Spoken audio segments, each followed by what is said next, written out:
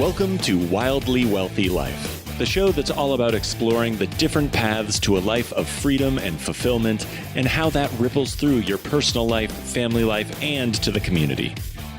Join husband and wife power couple Lee and Kat Hughes as they share people's stories from different backgrounds and lifestyles about what it means to live a life well lived.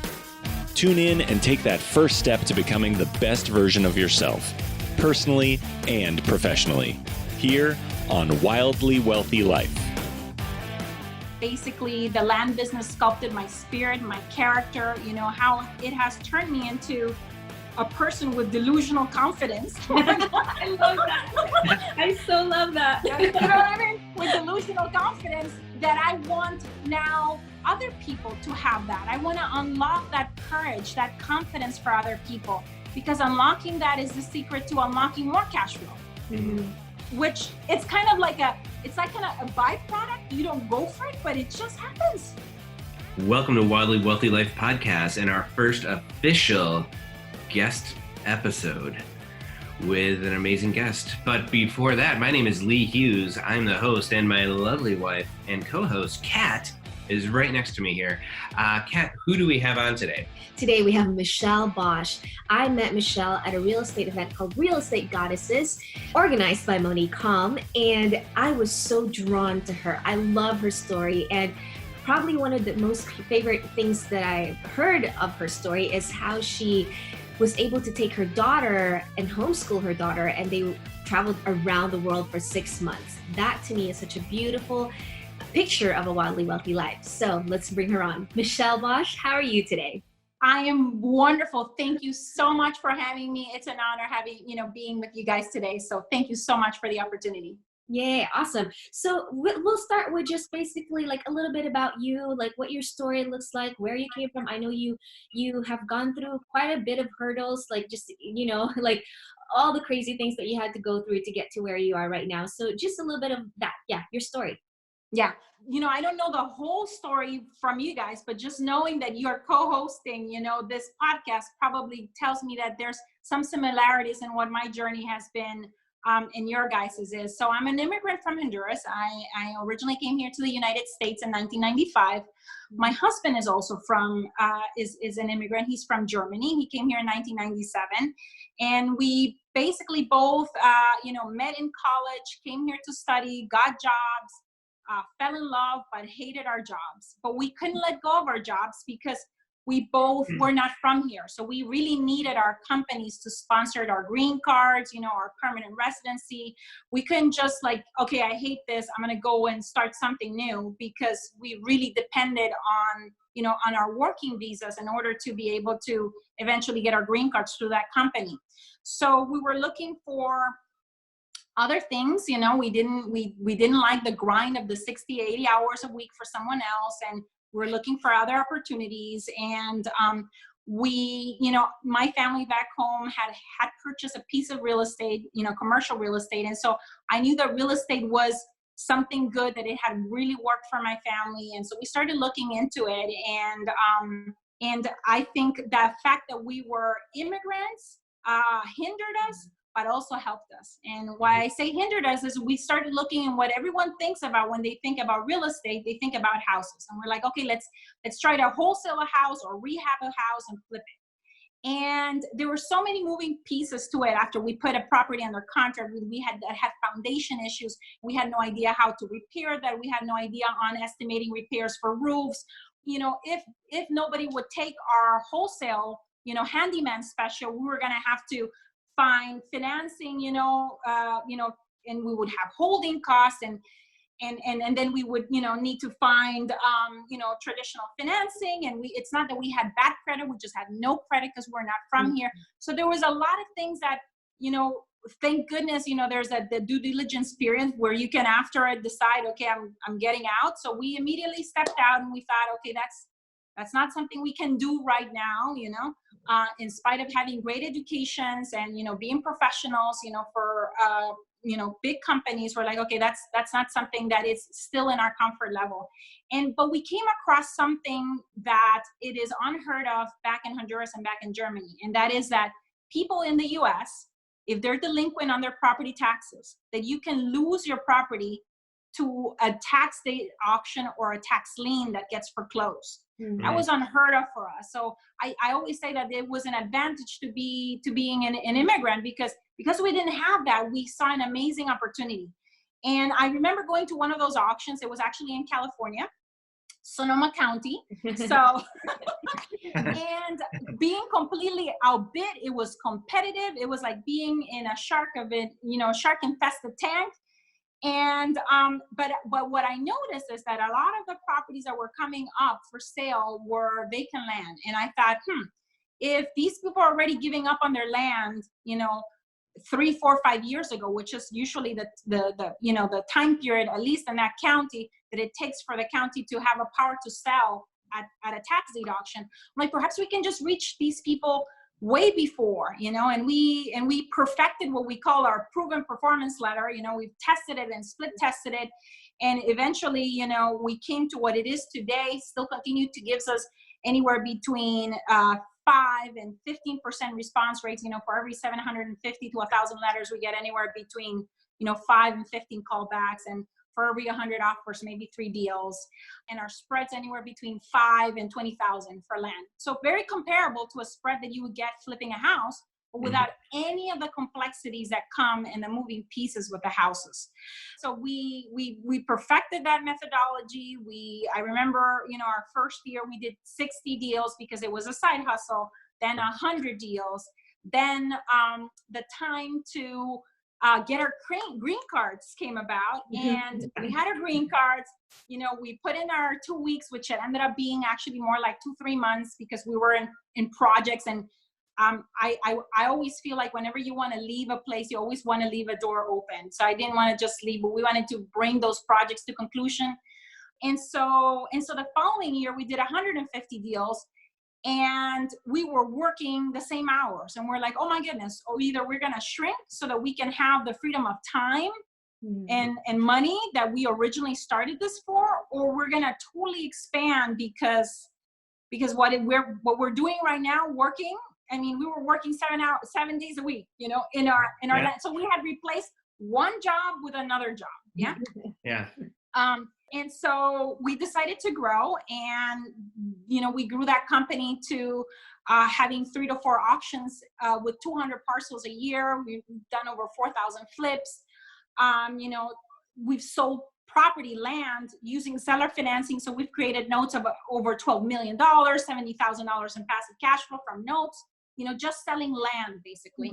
Yeah. And so land has been the cornerstone of our material wealth. And it was really going back to the basics and really simplifying, to what we had confidence, courage, capability, and multiplying from there. And then eventually 2009 came around, Phoenix was for sale, and we had more capability, more confidence, more courage. And so we jumped into the single family space. We're able to buy here properties for $40,000, $50,000 and rent them for $900, $1,100. And those, have quadrupled now since then, because we purchased them at, the bottom of the market. And so we created this nice portfolio of single family homes. And then in 2016, we're like, okay, what else can we do to really turbocharge our passive cash flow? Because that's been from the get-go, that was kind of like our goal has been, we call passive cash flow in my family, we call it forever cash. There's one-time cash, which are those quick flips from the land. Then we have temporary cash, which are those notes that we create from the land. We sell, and then somebody pays us $300 for the next 15 years. And if you have 200 of those people sending you $300 and $500 checks, like it really adds up. And so that's temporary cash. But forever cash really is that passive residual cash flow that can only come from either a single family home or a multifamily investment.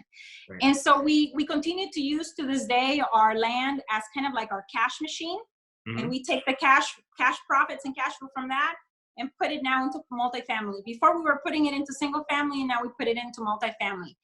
And so that, that is the goal, so that we can really have, what we all start businesses for: freedom of money, time, relationships, and purpose, because you at some point have all three freedoms, those first three freedoms taken care of, and then you're left with what else is there, to do? What else is there? What's my bigger purpose here, And so that kind of has been our journey. And but yeah, I what I like too is that you brought that up, the four freedoms, because I know you mentioned that in a few different places. F's, right? Yeah, the 4 F's in that. For the 4 freedoms, could you maybe break those down and why those are important for you? Yeah. So freedom of money, is like we were able to, when we started working with land, we thought, okay, how are we going to get out of what we call, and what traditionally out there is known from classic rich dad, rich dad, poor dad, the rat race. Right. And so we went and started looking at 3 stages, and we broke up our milestones of goals into 3 stages: our security, our comfort, and our luxury. And security and comfort, we were able to very rapidly get taken care of using land, as a vehicle. That asset class was incredibly great to do that. But like I said, we were at some point not being able to really enjoy that money, because we, even though we were doing 150 deals, we were working 80 hours. So we really didn't have freedom of time. So the next level for us was to bring in team, to really invest in team, in software, in CRM, in processes and systems, to really help us, work on really having the freedom of time. If you think about it, every single time you bring, I know there's a lot of people that are so scared of bringing a full-time employee, but if you think about it, you can't think about them in the terms of ROI, but as traditionally we know it, return on investment. But you need to think about it in terms of return on involvement. That person is 100 all in, committed, invested. And if you have a good, if there's a good vision behind what you're doing, and an amazing mission that everyone buys into, and you're building this team with core values in place, and giving everyone the opportunity to develop themselves as a leader, that was the ticket for us for experiencing the second freedom. It was basically investing in team and bringing them in. And I wish that I would have focused on the leadership development sooner. But we all learn, and eventually we got there. And then the next one is also relationships, freedom of relationships. All of a sudden, those 2 first freedoms gave us the opportunity to decide, okay, we want to work with certain type of people and not others. At the beginning, as an entrepreneur or investor, you have to say yes to everything, and at some point you're like, no, I can actually be a little bit more selective, and I don't need to say yes to every project or to every investment opportunity or to every, opportunity out there or relationship or so on, that there are certain core values, and if so-and-so doesn't meet them, I don't have to necessarily work with them, and so you start experiencing that third freedom. Yeah. And then on the fourth freedom, I would say that it's, once you reach a certain level of success, we had a number that we wanted to meet, and we hit that number rather quickly. We put the pedal to the metal. I think it was the immigrant advantage of having this incredible hunger, not being scared of hard work, and really wanting to create a better world than the one that we left, that really gave us that incredible fuel. Yeah. And so we had met what back then was our number on security and comfort. And we're like, oh my goodness, now what?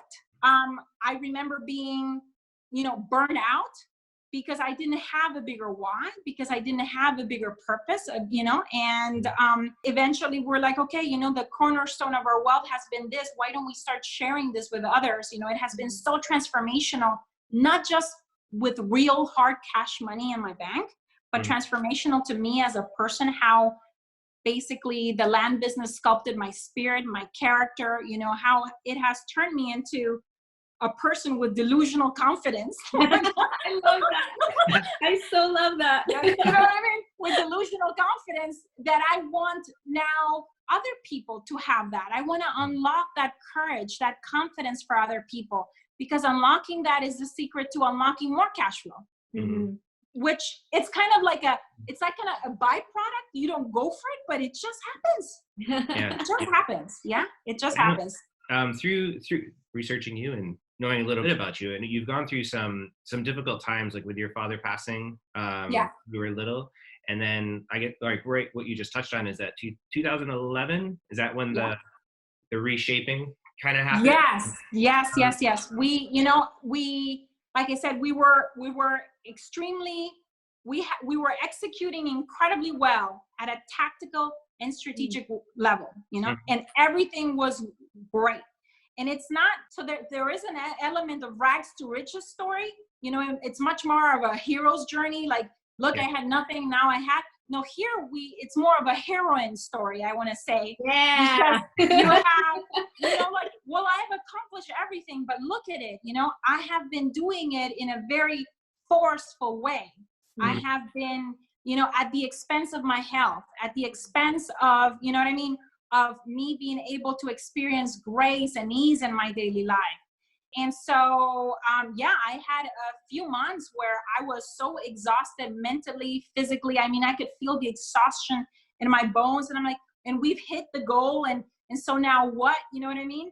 Yeah. And it gives you an opportunity to really reevaluate, what is next? What is my next big move? And for me, because I had I say the luxury and privilege of having team already in place, I could really disconnect to an 80-90% from my business. And because I have this lifetime of collaboration and partnership with my husband, because we work together kind of probably like you guys do, yeah. that, you know what I mean, that I could step out for about 3 to 6 months to really clarify, to get healthy, to get well again, and to really start thinking about, okay, how am I going to continue expansion in a much more harmonious way, in a way that is not forceful, that is not at all costs, but that is much more about whole life leadership, such that one category of my life, which is finances and career, that those two categories are not compromising health, are not compromising my relationship with parenting with my daughter,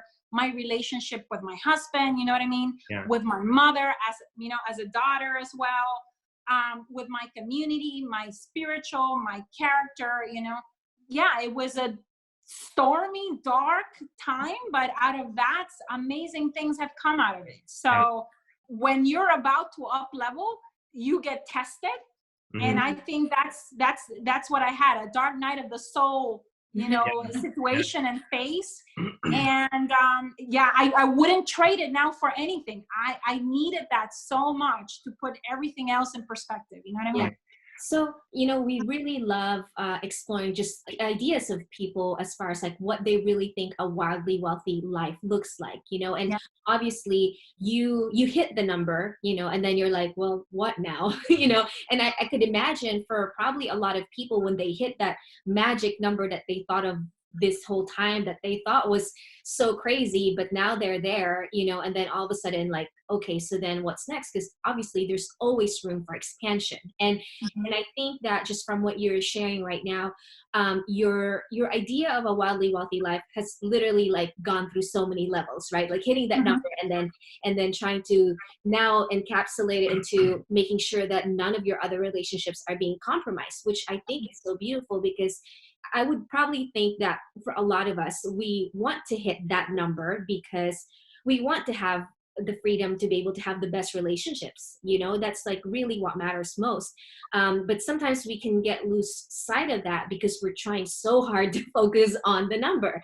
And so I guess now, because you've gone through that whole journey, what would you say right now? Just like, I like to talk more like even like in images and vision, right? Like what would your wildly wealthy day, month, or year looks like? What would that look like to you now that you've gone through your different stages? Yeah, so I think balance is a very difficult word. I don't know if I entirely buy into it, but what I do know now is that there should be seasons of really putting the pedal to the metal.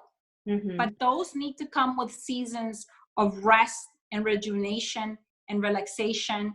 It's like there is actually more growth and it took me some time to understand it. There's actually more growth in rest than when you're actually working the muscle. You know, you're lifting the weight, but actually the growth happens when you rest. Exactly. And I did not get that.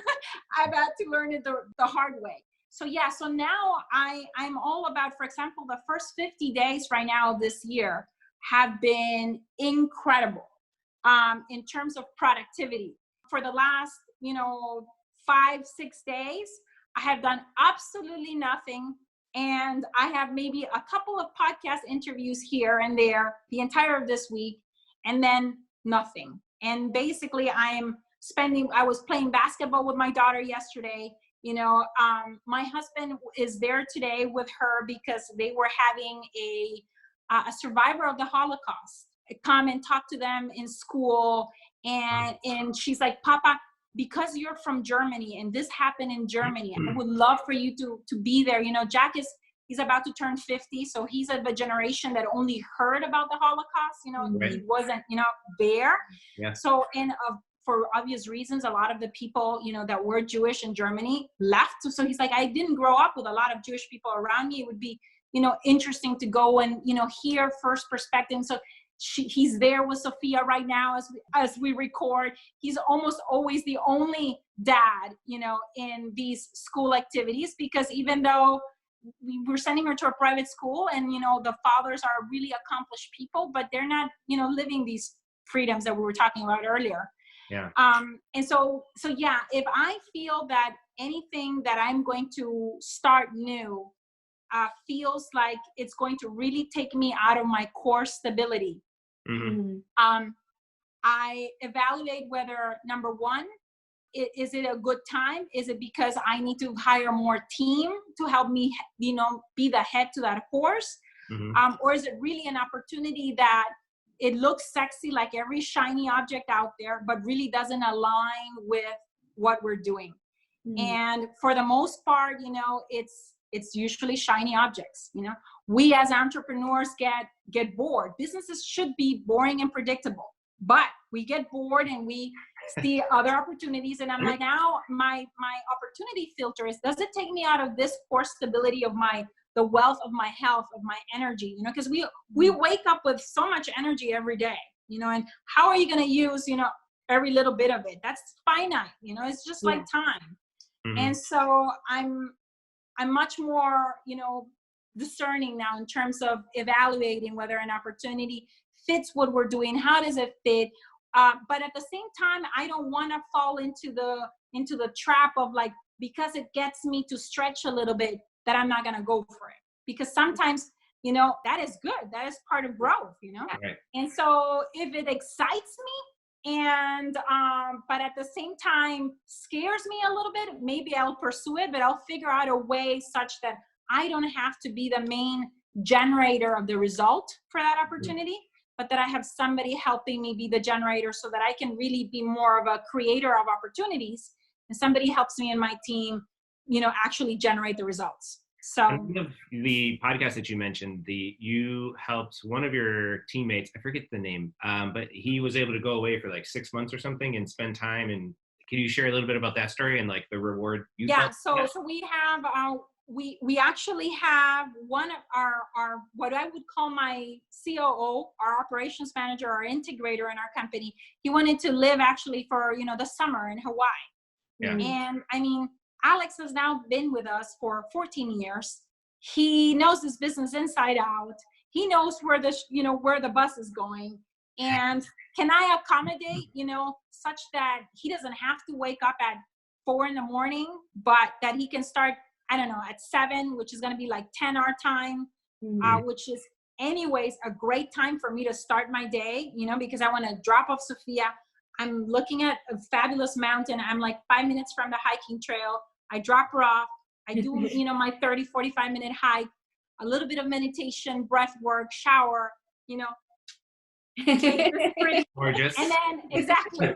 And then start at 10. And I'm like, of course we can do that. And if I can help him have that opportunity for him and for his family, because we can, shorten our hours. He's a person that aligns in giving us excellence 100% of the time. I know that, he is a person that can deliver 300%. And if I was to replace him, I would need 3 people to, you know what I mean? So 2 hours here and there, you know, over a course of 3 months is nothing. Of course, this is possible, you know, because we have team, system, processes, everything in place.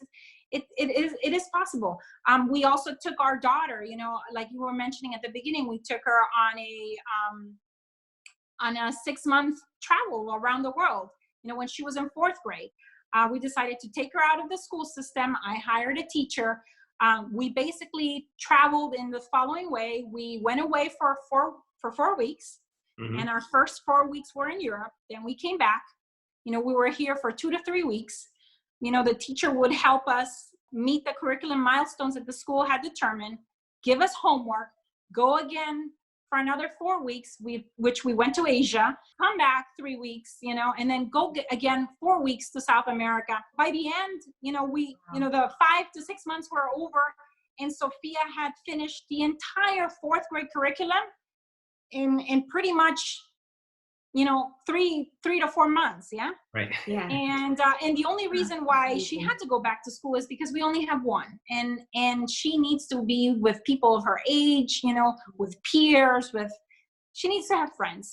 So she needs to go figure out how to do conflict resolution, because she's gonna need that when she starts, you know, either working in our business or in whatever she decides to start. She's going to need it. She's going to need being able to have a voice for herself, being assertive, and so on and so forth. And that can only come from developing it with peers, not just with adults. So we've been able to have those freedoms. And at the core of those freedoms, I think, comes always our big focus on simplicity. Like, you know, the land is simple. You know, there's a specific type of home that I was looking for. And every single home has the same flooring, the same paint, the same, like everything simplified to being able to multiply. The same with the multifamily, only a certain type of property in a few markets. If it doesn't meet my criteria, our criteria, our underwriting criteria, it's a no. You know, at the end of the day, especially in multifamily, you know, you're syndicating. You are being the steward of other people's money. So you need to be very, very sure that you're going to be able to produce returns for them, and so on and so forth. And so, yeah, if it doesn't fit our box, you know, we don't touch it. And I don't have the ego that needs to say, I have 3,000 or 5,000 doors. You know, I want to have X amount of doors, producing, operating incredibly efficiently, making us money, making them work and operating them in a predictable way, boring way, you know, because that's what is good for our investors. You know what I mean? And yeah, so. So so many nuggets that you're sharing right now. And obviously Lee brought up, you know, that you were able to let one of your CEO go to Hawaii and work there for, you know, a couple months, which is amazing. And so obviously we can really see that you have such a giver's heart, you know, and that's like what we also love to explore in this show is just, what does a life of giving, I mean, you've done it in so many ways.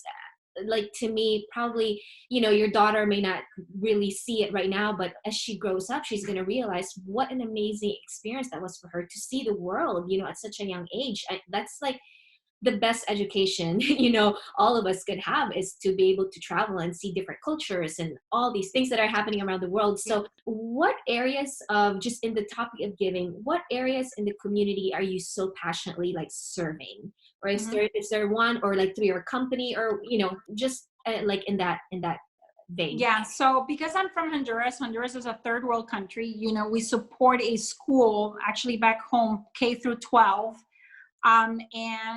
These are kids that, you know, are in a very rural part of the country that would otherwise, you know, might not, I mean, infant mortality at that point, because of, you know, no access to health and good hygiene and so on, is really, really high. And so we have found this amazing gentleman. He's actually Swiss. He's a Swiss engineer, backpacked through Honduras, fell in love with a woman from Honduras, stayed in Honduras, has lived there now almost 40 something years, you know, has a school that is, like I said, is K through 12, and including a certification from INCAE, which in Latin America is very well known. It's a vocational certification. for both girls and boys, so they finished and they have some kind of vocation, after having done 12th grade, not just the traditional schooling, but something else, like either, carpenter or a welder or a beautician or or an accountant, or secretary, it depends on whether you're a girl, but he basically, and he's giving them a bilingual education, access to technology and computer courses in the middle of the bush of Honduras. Yeah. And, and he really works not just with the child, but with the family in helping them provide also, healthcare and so on and so forth. And so I'm really see that our money is going to something amazing. Like I see, we had a big, year, a few years back, and we're like, okay, we're going to send X amount. And he built a brand new building for the pre-K through kindergarten, because he wanted to start, getting them younger in and so on and so forth. And so when you find someone, I don't think I would be a great person to go out there and do that. But if I have, the freedom of money to find someone that is making very good use of the funds that I'm giving them, and I'm seeing it, and he's producing top-notch kids that are then going on and moving to the big city and going to university and so on and so forth, and keeping the girls out of trouble, you know what I mean? And making sure that they make it through high school without getting pregnant, you know what I mean? So all these other things, I'm like, okay, then I definitely want to invest in someone like that. So that's our number one, I would say, project that we invest outside of the US. And then we love pouring our heart lately into our educational business for the land. We have developed a land profit generator program is what we call it. We have a community of over 8,600 amazing investors inside of a Facebook group, also by the name of Land Profit Generator, incredibly generous with their time, with their knowledge. We pour our heart, our energy in helping a beginning investor that wants to start with land and flipping land.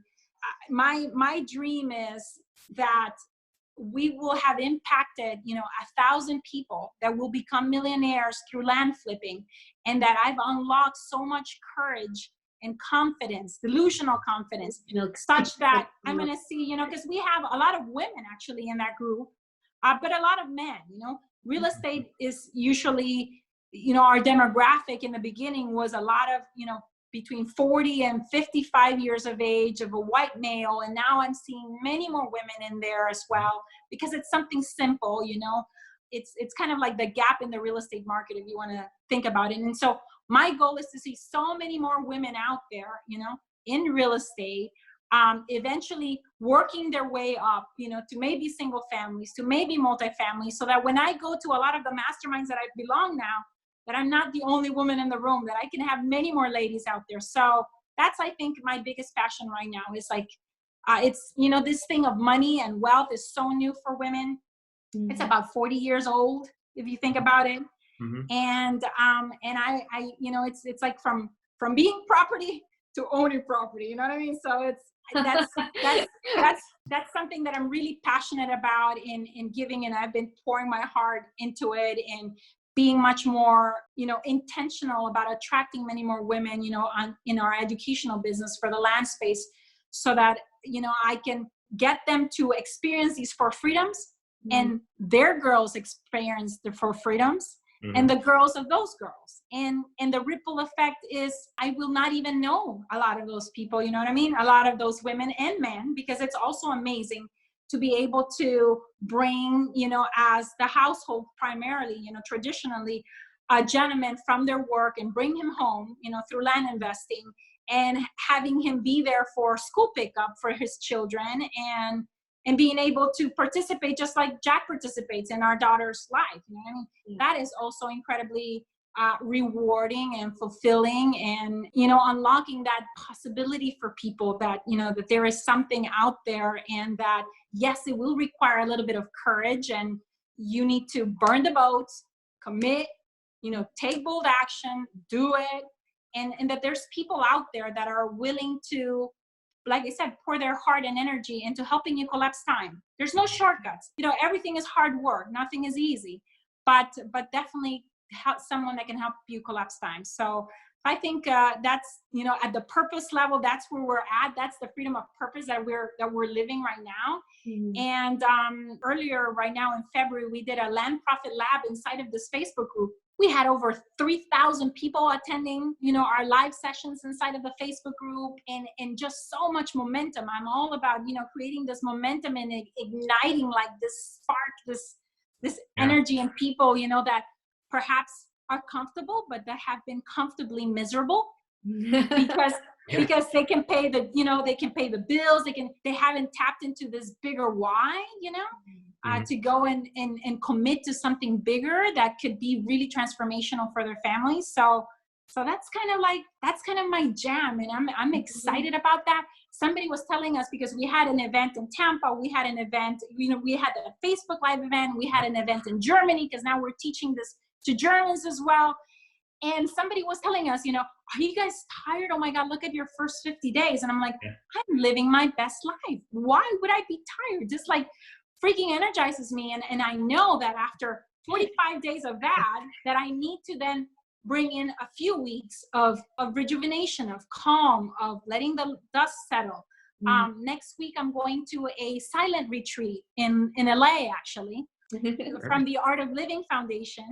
And so I'm going there and meditating, kind of like making tuning the whole organism, the system, getting it ready for the next level of expansion, and so on and so forth. So it's this seasons of growth and production with seasons of rest, I think.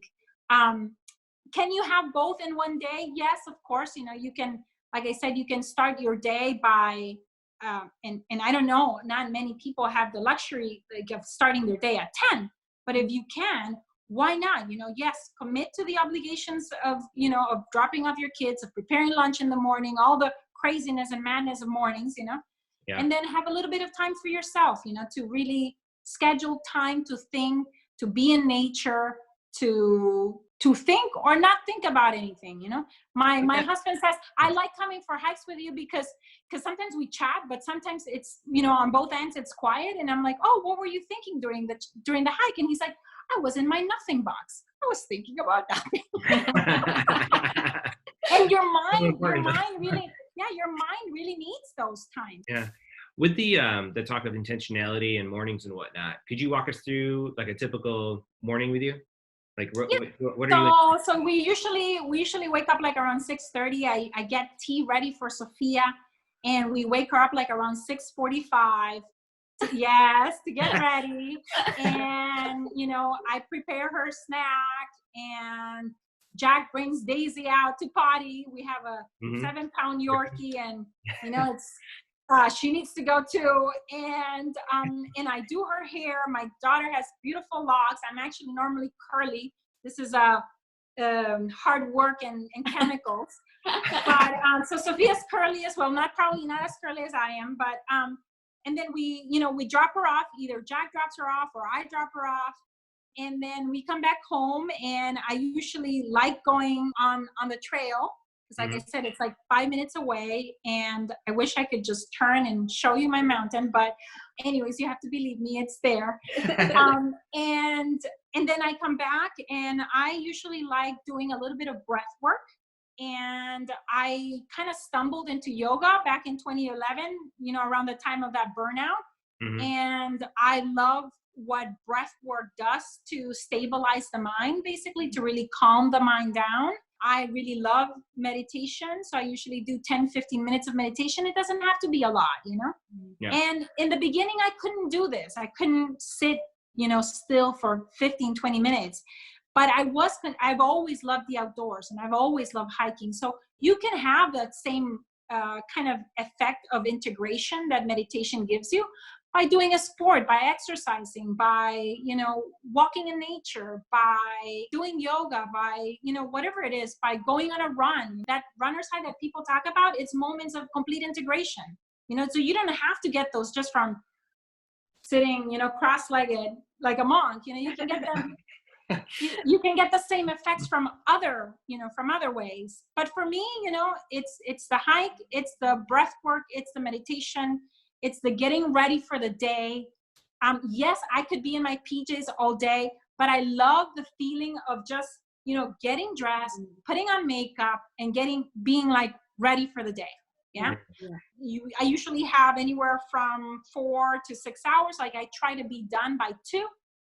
I try to do another little bit of breath work before I pick up Sophia from school. Why?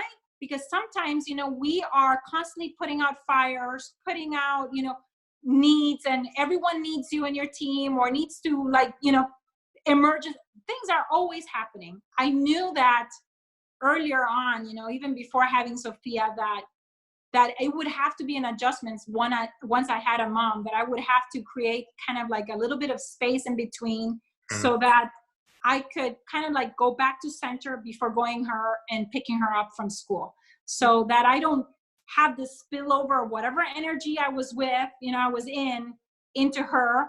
Because let's be frank, you can be a jerk. If you've been stressed for the last 4 hours and you go pick up your daughter, your kids, you could be a jerk to your own kids, to the people that you love most, and have little patience, little tolerance, you know what I mean? So that's kind of like how I make sure. If I don't meditate, I will listen to maybe an episode from Joel Osteen. I love Joel Osteen. Listening to him.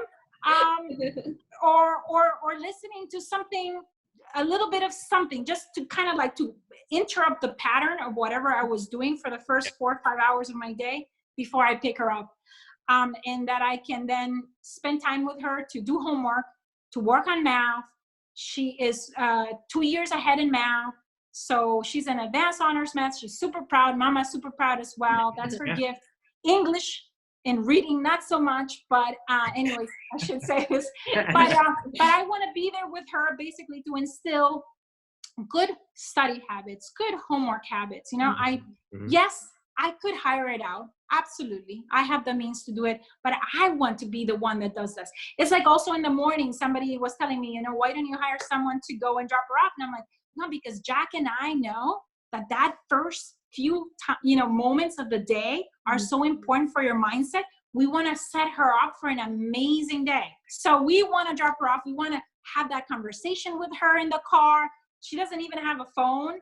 Like we do that intentionally. She's not having a phone until she can pay for it on her own, so that we can really set her up for the day from a mindset perspective. We usually end the day with some reading with her, and really finding what are the great things that you loved about today. Yeah, that's amazing. Which at the end of the day, when you look for those things, what you appreciate. It's appreciation, really. It's when you look for it, because we tend to look only at the negative, but when you look for the good things, it's a way of appreciating them. And like I said, anything that you appreciate appreciates. It's like a form of gratitude. Disguise. I'm not telling her what are you thankful for. I'm just saying what are 3 great things that happen in your day. But implied in that, as you recognize them and as you find them, you're appreciating them. That's pretty much. And then there's days that are completely crazy, and that's okay too. And you need to allow yourself for those crazy days, but have those be not the norm, right, but the exception. Yeah. So I think that we're gonna wrap it up in a little bit, but I really love just amazing stories. I'm really inspired by just how you are as a mom and how you are as a giver for the community, with connecting with that school in Honduras. Like that really speaks to me a lot, and it's just the coolest thing. I love it, and I know that you're leaving like just the most beautiful legacy. Life is so short, and I love that you have done so much to be able to make a difference in other people's lives. And like when we pass, a lot of it is like we don't know what we've left behind, but while we're here, we can do our best to really like leave the best legacy that we could possibly do. And I think that that's what you're really doing. So I think for our listeners, we just want to explore your personal 3 short actionable tips for them to be able to leave like a legacy like you are doing right now, and able to live their wildly wealthy life. Okay, number 1 would say commit to one thing. Commit to something. If you are overcommitted, you haven't committed at all. You haven't decided. Make a decision of the one thing, whether it be real estate, whatever it is that you're gonna do. Commit to that one thing. Burn the boats, and focus on that, forget about shiny objects. It's like going on, shiny objects are like going on a carousel. You go for a nice ride and you get off and you're in the exact same spot. So focus on the one thing that's going to bring you forward, that is going to bring them, move the needle the most. And then take bold action on it, and when I mean take bold action, I don't mean busy movement. For example, I'm going to give you an example in the land space. I see a lot of people, oh yeah, I'm going to set up my LLC. Oh yeah, and I'm going to set up my website. And those are all great things. But at the end of the day, what's going to get you to success and to see a $20,000 spread, say, for example, for a very tangible result, is going to be sending out mailings, making offers, and getting properties under contract. Those activities are and setting up the LLC, yes, that is important. And making sure that your website looks great is important. But there's certain things that are busy movement that we trick ourselves into believing that we're moving forward, but we're really not. Right. And so take bold action. Take bold action on the things that really matter, to bring you forward, on the things that are scary, because that's probably, where the growth is going to come. And number 3, I would say, find something that speaks to you, that aligns with you, that is simple enough that you can wrap your head around, and just go out there and do it. Courage loves speed, and fear loves you to analyze and be in paralysis analysis. So like, courage loves speed. Do it now. Like, take one, even if it's one baby step, like, take it now. Like, don't wait, don't procrastinate. Otherwise your mind will start making up stories of why you should wait until you lose more weight, until you get a promotion, until your kids out of school. Like, your mind is always gonna fill you with doubt and confusion. So, like, tune it off and go take that one step, even if it's a baby step, but do it. And break the pattern of over analyzing things, Yeah. Wow. Yeah. That's great. That's amazing. All right. Great tips. Thank you so much. We have 10 more questions for you. These are quick. I'm ready. Those are getting me by fire. surprise, because I knew about these 3, but the other ones I'm like, This is the surprise, yes. It's the rapid fire questions that we ask all our guests, and we want you to just say the first thing that comes to your mind. We don't want you to censor your answers. Okay. Some of them are kind of related to our topic and the theme of the show, and some of them are just random questions that we want to ask our guests. So I'm going to do the first one, and we're just going to go take turns, yeah? All right. Number 1, if you could choose one book to live by, what would it be? The book would be Essentialism. Essentialisms by who? I don't think I have it up here. I have it downstairs. Basically, it talks about keeping the main thing the main thing. It's focus. It's hocus pocus focus. It's very comparable to the pumpkin plan from Mike Michalowicz that says, don't be feeding all these tiny little pumpkins. Focus all your energy and resource on that big pumpkin.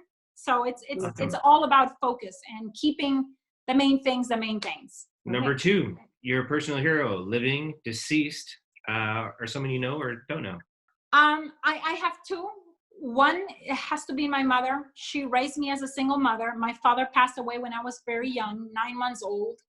And he is another hero because he had the foresight of investing in a piece of real estate. He was an attorney back home, but it wasn't his profession what kind of gave us some financial freedom as I was growing up. And when he passed, it was that investment in that commercial property that was spitting out cash every month, complementing my mother's, elementary teacher salary, what allowed her to be able to send me to a private school back home so that I could learn English, so that I could, so that she could afford me, along with his foresight and long-term thinking, a great education. That education ended me up here in the U.S. and has opened so many doors for me. So those would have to be both. I mean, I just love her fortitude, her tenacity, her she's amazing. That's awesome. All right, number 3, the one thing you intentionally have to do every day. I think just looking for great things in your life at the end of the day is something that the mind is not normally going for that. The mind is normally going for what is the one thing that destroyed my day. You know what I mean? Yeah. So I think we have to be very intentional about looking for those things every day. Even in our meetings, we have weekly meetings where with our entire team, we do what we call a positive focus. One positive thing that has happened in your life and one positive thing that has happened at work. Yeah. And that's how we go. And all 20-something people get a turn. It's like a 1-minute thing. This is my positive focus, personal and business. That creates such a state for great things to happen. Like if you're in a state of, because I don't know what has happened to their morning and in their, before they come to the meeting.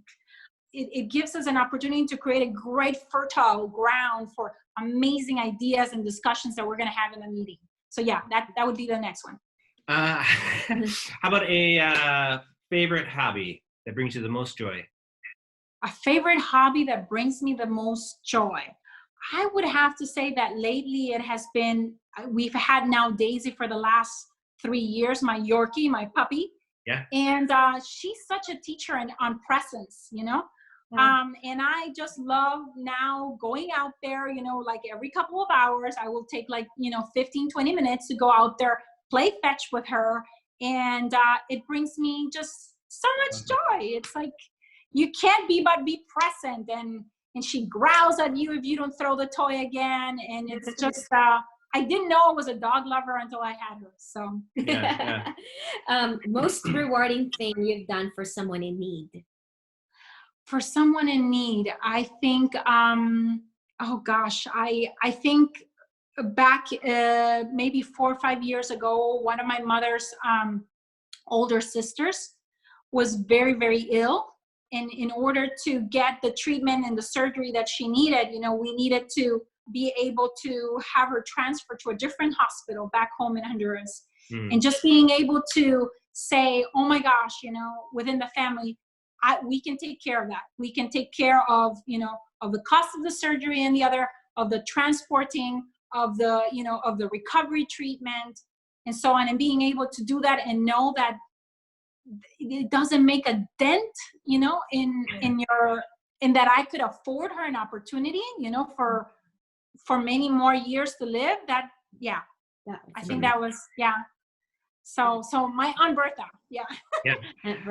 So first movie quote that comes to mind. First movie quote. Oh my God. Oh my God, movie quote. Well, Sophia loves watching Pooh and something, Winnie the Pooh, and something where he says, well, how long are you going to be here? I'm like, forever. And that isn't long enough when I'm with you, or something like that. So to Christopher Robin or something like that. So, That's good. All right. Lovers here. I love that. Last big purchase you made for yourself? The last big purchase, it was this house that I'm in right now. We actually just moved in it last March, on March 1st. It's going to be 1 year. Congrats. And we wanted to be closer to Sophia's school, because it was like a 40-minute commute. But at the same time, it is an amazing home. It's at the foothills here in Paradise Valley. I have a glass wall looking into the mountains. The finishes are exquisite. And I remember us, when we came in here for the first time, we were actually looking at a different property, a smaller property.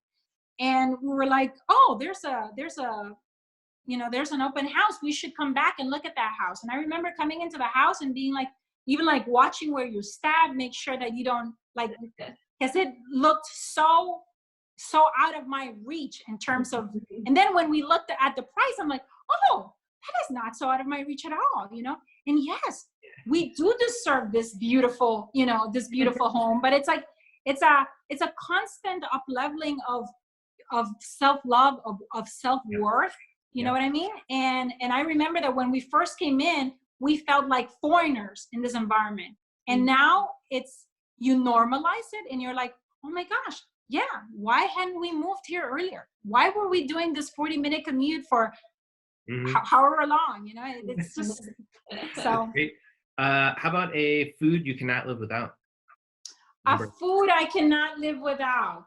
Oh my God. Is it from Honduras? It has to be butter. Oh, I was expecting like a really exquisite like Honduras dish. No, it has to be. I mean, you put butter into cookies, it's gonna taste amazing. You put butter into veggies, it's gonna be amazing. I know it's not the healthiest. I now put butter into my coffee. So we're trying to do this intermittent fasting, and and have our coffee with butter in the more, or ghee, or whatever you call it. But yeah, it has. Yeah, I love fat. That's good. I love it. Okay, number 9. We're almost there. What is your spirit animal?